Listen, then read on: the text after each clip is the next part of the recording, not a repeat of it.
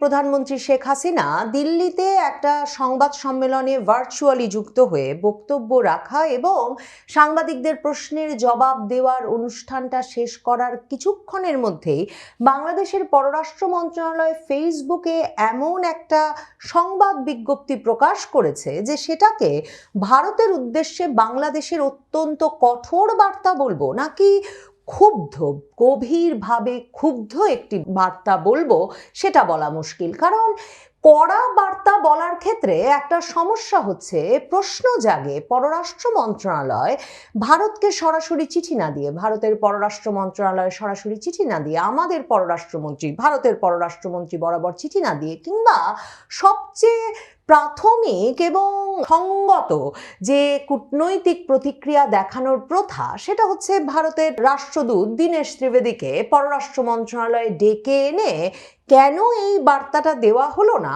কিন্তু বরং একটা সংবাদ বিজ্ঞপ্তি নিজেদের ফেসবুক পেজে প্রকাশ করা হলো, তখন এটাকে আর ভারতের উদ্দেশ্যে করা বার্তা হিসেবে অভিহিত করা যায় নাকি এই বার্তাটি মূলত বাংলাদেশের সংবাদ মাধ্যম, বাংলাদেশের জনগণ, বিএনপি সরকারের সমর্থক, তাদের নেতা কর্মী, এদেরকে ঠান্ডা রাখার জন্য প্রকাশ করা হলো, সেটা বলা মুশকিল।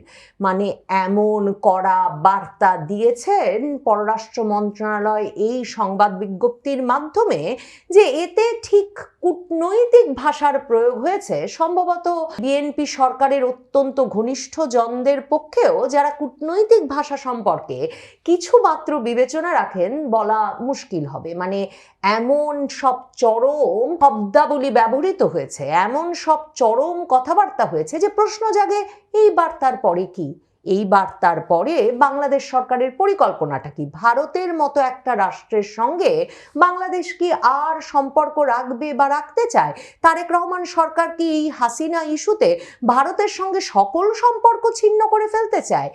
এই বার্তাটি এমন অনেক প্রশ্নের জন্ম দিয়েছে। শেখ হাসিনাকে সংবাদ মাধ্যমের সঙ্গে কথা বলার সুযোগ দেওয়ায় তারেক রহমান সরকার ক্ষুব্ধ হয়েছেন, সেটা বোধহয় একটা স্বাভাবিক প্রতিক্রিয়া, এবং সরকার যে ক্ষুব্ধ হবেন সেটা কিন্তু শেখ হাসিনার এই সংবাদ সম্মেলনের খবর প্রচারিত হওয়ার পর থেকেই তারেক রহমান সরকার জানাচ্ছিলেন। তারা বলছিলেন ভারতের রাষ্ট্রদূত দীনেশ ত্রিবেদীকে তারেক রহমানের পররাষ্ট্র মন্ত্রণালয় বিষয়ক উপদেষ্টা হুমায়ুন কবির ডেকে এনেছিলেন। তিনি ডেকে এনে দীনেশ ত্রিবেদীকে বলেছিলেন যে শেখ হাসিনা যাতে দিল্লিতে বসে রাজনৈতিক বক্তব্য দিতে না পারেন, সে ব্যাপারটা যাতে ভারত সরকার দেখে। এবং পররাষ্ট্র প্রতিমন্ত্রী শামা ওবায়েদ তিনি বলেছিলেন আমরা কাকে জানাবো ভারত সরকারে, আমাদের এত সময় নাই যে শেখ হাসিনা ভারতে বসে কখন কি বলবেন সেদিকে সরকার কান পেতে থাকবে।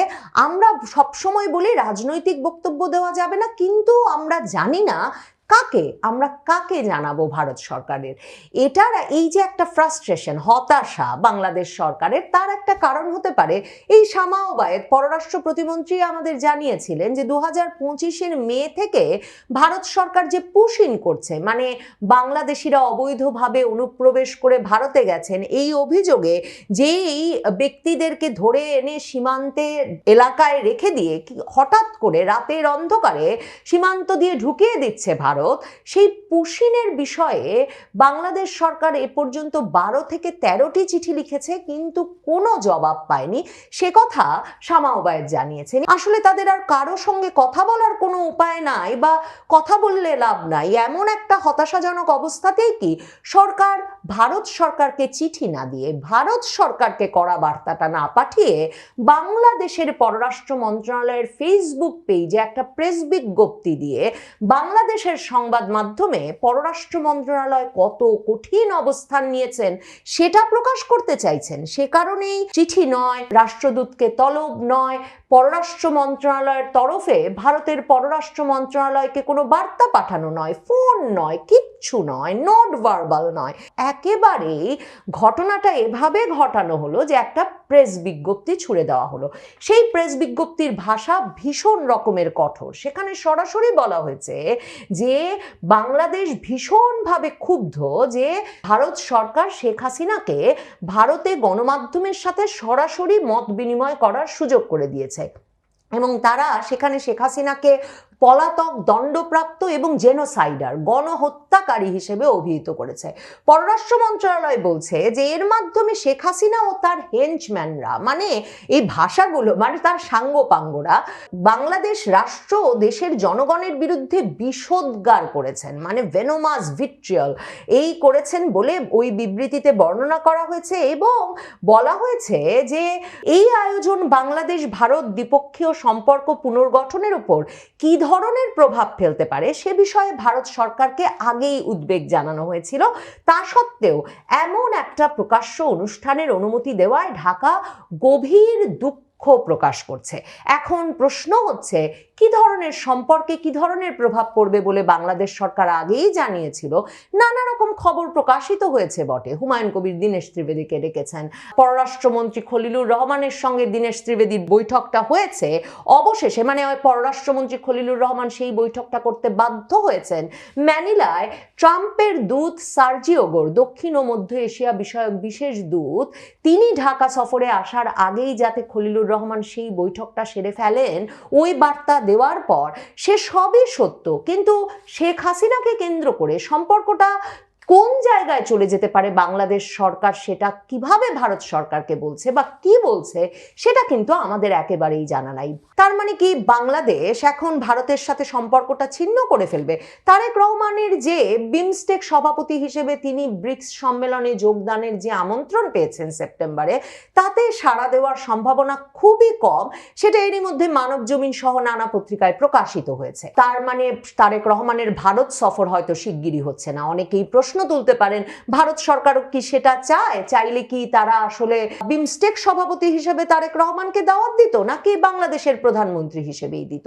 কিন্তু প্রশ্ন উঠছে যে এই যে ভারত সরকারকে উদ্দেশ্য করে বা বাংলাদেশের ভোটারদের মধ্যে, বাংলাদেশের সমর্থকদের মধ্যে হাততালি পেতে বাংলাদেশের পররাষ্ট্র মন্ত্রণালয় এমন একটা বিবৃতি দিল, এর পরিণতি কি? মানে এরপর ইরান যুদ্ধের মতো কোনো সংকটকালে বাংলাদেশ সরকার কি ভারত সরকারের কাছ থেকে জ্বালানি সহায়তা সহ কোনো সহায়তা চাইবে না? মানে ইরান যুদ্ধ শুরু হলো পরে হঠাৎ যখন সারা পৃথিবীতে তীব্র জ্বালানি সংকট, বাংলাদেশকে কিন্তু তার সীমান্ত লাগোয়া প্রতিবেশী দেশ হিসেবে, মানে বাংলাদেশটার তো তিন দিকে ভারত, সেই দেশ হিসেবে ভারতের কাছেই কিন্তু ডিজেল সরবরাহ চাইতে হয়েছিল। এবং ভারত তখন তাদের সংকটকালেও যে বাংলাদেশে ডিজেল সরবরাহ অব্যাহত যাতে থাকে সেই ব্যবস্থা করেছিল, সেটা কিন্তু ভারত সরকার কয়েক দফা নানা সূত্রে উল্লেখ করে জানিয়ে দেওয়ার প্রয়োজন বোধ করেছে। এমনকি ইউনূস আমলে এত যে ভারত বিদ্বেষ কিন্তু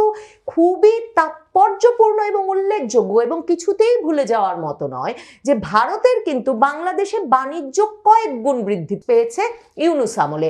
এমনকি এই যে চাল, পেঁয়াজ এসব অনেক ক্ষেত্রে সিঙ্গাপুরে বরং ইউনূস সরকারের ঘনিষ্ঠ একদল কমিশন খেতে ভারতের চাল, পেঁয়াজ সিঙ্গাপুর হয়ে আনিয়েছে বটে, কিন্তু ভারতের ব্যবসাটা খুব ফুলে ফেপেই কিন্তু উঠেছে ইউনূস আমলেও বাংলাদেশে। এখন ভারত সরকারের তো কোনো অসুবিধা নাই, তারা সবই অর্থের বিনিময়ে বিক্রি করছে। এবং যদি বাংলাদেশে ভারত বিদ্বেষী রাজনীতিকে উস্কে রেখে ভারতের বাণিজ্যটা বাংলাদেশে ঠিকঠাক মতো চলতে পারে, তাহলে ভারত সরকারের যে উদ্বিগ্ন হওয়ার কোনো কারণ নাই। সম্ভবত সেটা খুব পরিষ্কার হয় বাংলাদেশের উদ্বেগের জবাবে কিন্তু ভারতের পররাষ্ট্র মন্ত্রণালয়ের মুখপাত্র রণধীর জয়সওয়াল, তাকে যখন ভারতীয় সাংবাদিকরাই তাদের পররাষ্ট্র মন্ত্রণালয়ে প্রশ্ন করেছিলেন যে বাংলাদেশ তো উদ্বিগ্ন, আপনারা নাকি শেখ হাসিনাকে একটা অনুষ্ঠানের আয়োজন করতে দিচ্ছেন, তখন রণধীর জয়সওয়াল বলেছিলেন এ বিষয়ে ভারত সরকারের বক্তব্য একটাই, সেটা হচ্ছে একটা বেসরকারি সংগঠন শেখ হাসিনার এই অনুষ্ঠানের আয়োজন করেছে, তার সঙ্গে ভারত সরকারের কোনো লেনাদেনা, কোনো সম্পর্ক নাই। এবং শেখ হাসিনা ওই অনুষ্ঠানে যুক্ত হয়ে ভার্চুয়ালি বা সশরীরে বা যে কোনোভাবে কি বক্তব্য রাখবেন এবং প্রশ্ন এর উত্তর দেবেন কিনা, মানে তিনি কি বলবেন সেসব বিষয়েও ভারত সরকারের কোনো রিশতা, সম্পর্ক সমর্থন নাই। মানে এটা একেবারেই ওই বেসরকারি সংগঠন এবং শেখ হাসিনার ব্যাপার। তার মানে ভারতে চাইলে আরও অনেকে যদি এরকম আয়োজন করেন তাহলেও শেখ হাসিনা সেসব অনুষ্ঠানে যুক্ত হতে পারবেন। এতে বাংলাদেশ সরকারের উদ্বেগের বিষয়েও ভারত সরকারের যে কোনো উদ্বেগ নাই সেটা কিন্তু ভারত সরকার স্পষ্ট করেছে। এরপর বাংলাদেশের পররাষ্ট্র মন্ত্রণালয় যে এমন একটা বিবৃতি দিল যেখানে বলা হচ্ছে জুলাই বিপ্লবের চেতনাকে ধারণ করে এদেশের মানুষ দৃঢ় অঙ্গীকার করেছে, যে আমি বিবিসি বাংলার করা অনুবাদ করছি, পররাষ্ট্র মন্ত্রণালয়ের প্রেস বিজ্ঞপ্তিটি ইংরেজিতে প্রকাশিত হয়েছে। সেখানে পররাষ্ট্র মন্ত্রণালয় বলছে আমাদের জাতি আর কখনোই ফ্যাসিবাদের সেই অন্ধকার দিনে ফিরে যাবে না এবং বাংলাদেশ কখনোই কোনো অনুগত বা আশ্রিত রাষ্ট্র হবে না। দণ্ডপ্রাপ্ত গণহত্যাকারী হাসিনা ও তার মাফিয়া চক্রের কোনো স্থান বাংলাদেশের রাজনীতিতে আর কখনোই হবে না। এ ধরনের রাজনৈতিক বক্তৃতা আরেকটি দেশকে কেন, প্রতিবেশী দেশের উদ্দেশ্যে কেন? মানে বাংলাদেশে আর কোনোদিন হাসিনা এবং তার মাফিয়াদের জায়গা হবে না। এই যে শেষ কথা বলে রাজনীতিতে যেমন কিছু নাই, শেষ কথা বলে কূটনীতিতেও তেমন কিছু নাই। মানে এই দেশের সঙ্গে আমার আর সম্পর্ক হবে না, আর কোনোদিন এর মাটিতে জায়গা হবে না, এ ধরনের বক্তব্য আসলে ফেসবুক স্ট্যাটাসে যত ভালো মানায়, আন্তর্জাতিক চাপ, জাতীয় চাপ, রাজনীতি, কূটনীতি সব পাল্টে গেলে কিভাবে পরিস্থিতি পাল্টে যায় সেটা তো তারেক রহমানের চেয়ে ভালো কারো জানার কথা না। মানে নভেম্বরের 30 তারিখেও তিনি ফেসবুক স্ট্যাটাস দিয়ে বলেছিলেন এই যে তার মা মৃত্যুশয্যায়, তবু তিনি দেশে আসতে পারছেন না, কারণ দেশে আসার সিদ্ধান্তটা তার একক নিয়ন্ত্রণাধীন নয়। হঠাৎ করে কখন যে নিয়ন্ত্রণটা উঠে গেল, আর হাদি যেদিন গুলিবিদ্ধ হলেন সেদিন মির্জা ফখরুল ইসলাম আলমগীর ঘোষণা দিলেন যে তারেক রহমান আসছেন 25শে ডিসেম্বর। এই জাদুগুলো কি করে ঘটে সেটা তো তারেক রহমানের না জানবার কথা না। মানে কিভাবে ভারত, যুক্তরাষ্ট্র, সেনাবাহিনী এরা যখন পাল্টে যায়, তাদের অবস্থান যখন পাল্টে যায়, এদের সমর্থন যখন একজনের পিছনে চলে আসে, মানে আন্তর্জাতিক পরাশক্তি কিংবা আঞ্চলিক পরাশক্তি এবং বাংলাদেশের সেনাবাহিনীর, তখন কি করে যে ব্যক্তি মৃত্যুশয্যায় থাকা মাকে দেখতে আসতে পারেন না তিনি দেশে এসে বিপুল সম্বর্ধনা পান, নির্বাচনে অংশ নেন এবং প্রধানমন্ত্রী হয়ে বসেন, এই পুরো প্রক্রিয়াগুলো তো তারেক রহমানের জানা। তার সরকার কিভাবে এ ধরনের মন্তব্য করছেন যে কোনোদিন আর জায়গা হবে না, সে একটা প্রশ্ন বটে। এরপর তারা লিখছেন ক্লায়েন্ট স্টেট হতে চায় না। তো বাংলাদেশকে ক্লায়েন্ট স্টেট বা অনুগত রাষ্ট্র, মানে এই শব্দটা কদিন আগে খলিলুর রহমান পররাষ্ট্রমন্ত্রী তিনিও ব্যবহার করেছেন। বাংলাদেশকে কবে, কে, কখন অনুগত রাষ্ট্র হতে আহ্বান জানালো? মানে ভারত বলেছে যে আপনাদেরকে অনুগত রাষ্ট্র হতে হবে, তাহলে আর আমরা হাসিনাকে কথা বলতে দেব না। মানে নিজেদের ওপরে এ ধরনের অপমান টেনে এনে এরকম ইংরেজিতে বার্তা দেওয়াটাকে ঠিক রুচিশীল কিংবা ঠিক কূটনৈতিক কিংবা বুদ্ধিমানের কাজ বলে মনে করা মুশকিল। সবচেয়ে বড় কথা হচ্ছে পররাষ্ট্র মন্ত্রণালয় ফেসবুকে এই যে বার্তা দিল এবং বার্তা দিয়ে বিরাট বড় বড় কথা বললো বটে, কিন্তু ভারতকে যখন এ প্রসঙ্গে জিজ্ঞেস করা হবে, আমি ধারণা করি পররাষ্ট্র মন্ত্রণালয়ের মুখপাত্র রণধীর জয়সওয়ালকে জিজ্ঞেস করা হবে, তখন ভারত নিশ্চিতভাবেই বলতে পারে এই সংবাদ বিজ্ঞপ্তির বিষয়ে তারা কিছু জানে না। কারণ অন্য একটি দেশের কোনো একটি মন্ত্রণালয় বা পররাষ্ট্র মন্ত্রণালয় ফেসবুকে বিবৃতি দিয়ে কি বক্তব্য রাখছে সেদিকে নজর রেখে কিন্তু আরেক দেশের পররাষ্ট্র মন্ত্রণালয়ের প্রতিক্রিয়া প্রকাশ করার কথা না। আনুষ্ঠানিকভাবে বাংলাদেশ সরকার যে ভারত সরকারকে শেখ হাসিনার দিল্লিতে এই সংবাদ সম্মেলনে আয়োজনের বিষয়ে তাদের প্রতিক্রিয়াটি জানানোর বিষয়টি এড়িয়ে গেল, আমার কাছে মনে হয় সেটাও খুব তাৎপর্যপূর্ণ এবং গুরুত্বপূর্ণ বটে। ভারত বলতেই পারে তারা এ ধরনের কোনো সংবাদ বিজ্ঞপ্তির বিষয়ে অবগত নয়।